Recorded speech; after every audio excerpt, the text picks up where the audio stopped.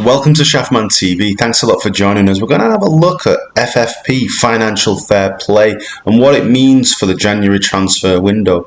So FFP, if you don't know, allows clubs to make a loss which can be made up by wealthy owners of only £105 million over 3 years. However, turning a profit, offsetting expenditure against capital or football development projects, and boosting revenue helps to stretch that envelope.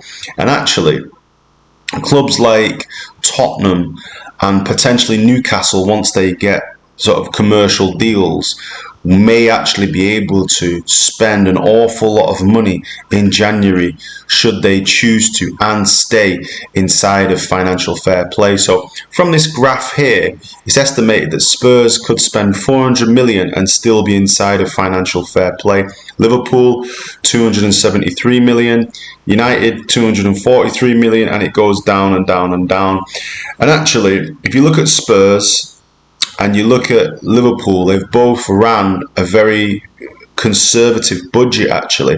Man United's wriggle room is actually because their wage budget is only around 50% of turnover, and the actual revenue and turnovers are actually relatively high compared to what United actually spend. You can also see that the profit or the loss that's made in the past sort of 10 years has a bearing upon this. So if you look at City have lost 441 million, Chelsea have lost 246, United have turned a profit of 128 million, Liverpool have turned a profit of 172 million, Arsenal 234 million, Spurs 400 million, and really that shows that City and Chelsea have been out there in front in terms of transfer spend relative to revenue, and that's an important thing to actually look at. And also, if you look at wages, this obviously, in the last 10 years, United have got a 65% wages to revenue turnover ratio, Liverpool 76%.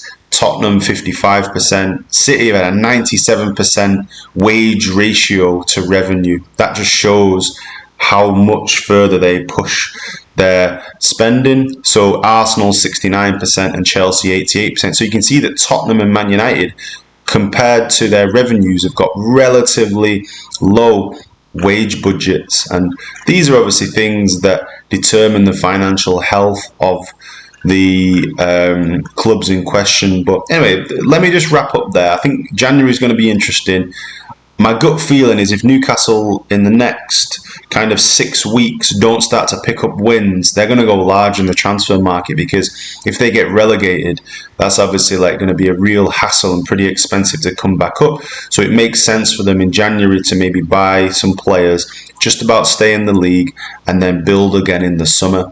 So I think that if by mid-January they're still in that bottom three, there'll be a major panic by the owners of Newcastle, and rightly so. Losing Premier League status is a very expensive thing for any club to have to burden. So anyway, give me your views on financial fair play. Do you think it's fair? It doesn't look like it's implementable. Are you happy with how your club's ran?